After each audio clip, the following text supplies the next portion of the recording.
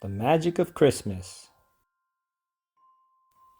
by Christine Leeson, illustrated by Gaby Hansen.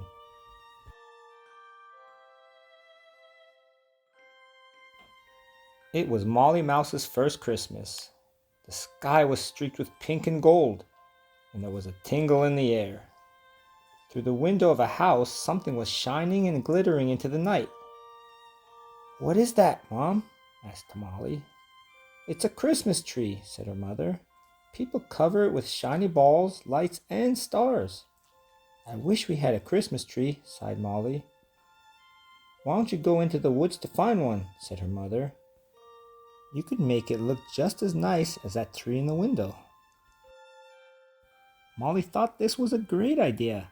She called her brothers and sisters together, and off they all scampered. On the way to the woods, they came to a barn. The mice rummaged through it, looking for something to add to their tree. Under a big pile of hay, Molly found a doll. "This is like the doll on the top of the Christmas tree in the window," she said. "It will be just right for our tree."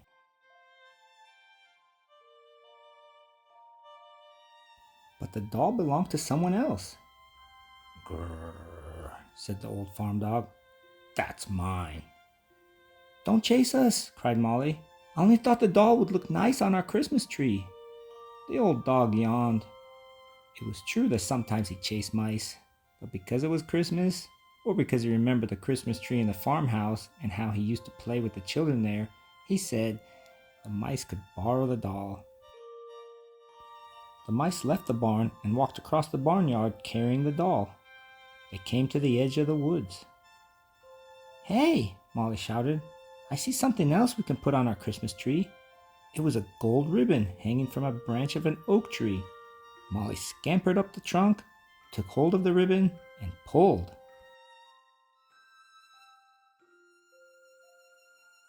But the ribbon belonged to Magpie.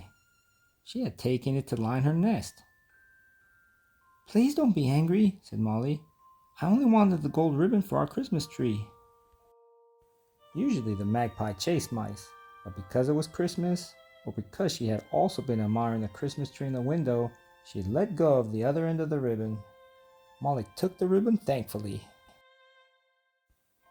In the distance, Molly saw some shiny round things lying on the ground. They were like the shiny balls on the Christmas tree in the window.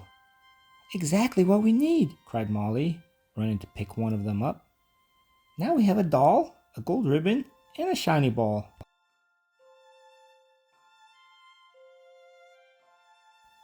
But those shiny balls belonged to a fox.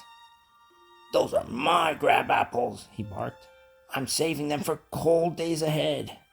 "We only thought one would look good on our Christmas tree," said Molly, trembling. The fox sniffed. He chased mice most of the time. Because it was Christmas, or because he had never seen a Christmas tree before, he went back into the woods. Molly picked up a shiny crab apple and carried it away. Twilight was falling as the mice went deeper into the woods. There, in the middle of the bramble bush, they could see a shining star and a dozen tiny lights glittering green and gold. "Stars for our tree!" shouted Molly. "Let me get them!" But when Molly reached into the bush, she found not stars, but a collar belonging to an angry mother cat. She had her kittens with her, and their 3 pairs of eyes shone in the dark. "Oh no!" gulped Molly. "I only wanted something sparkly for our Christmas tree." The cat pricked her eyes. She also chased mice, but because it was Christmas, or because she remembered the Christmas tree in the cozy home where she'd been a kitten, the mother cat slipped off her collar. She let the mice have it for their tree. At last, in a clearing in the deepest part of the woods, the mice found a large evergreen tree. "Our Christmas tree!" cried Molly. They hung the doll, the ribbon, the crabapple, and the cat's collar on the tree's branches. "Oh," said Molly when they had finished, "it doesn't look at all like the tree I saw in the window." Sadly, the mice turned away. Disappointed, they walked all the way back home and went straight to bed. In the middle of the night, the mother mouse woke up Molly and her brothers and sisters. "Come with me," she whispered. "I have something to show you." The mice scurried along behind their mother, past the farm and into the woods. Other animals hurried ahead of them, into the deepest part of the woods. At last, the mice reached the clearing where Molly's Christmas tree was.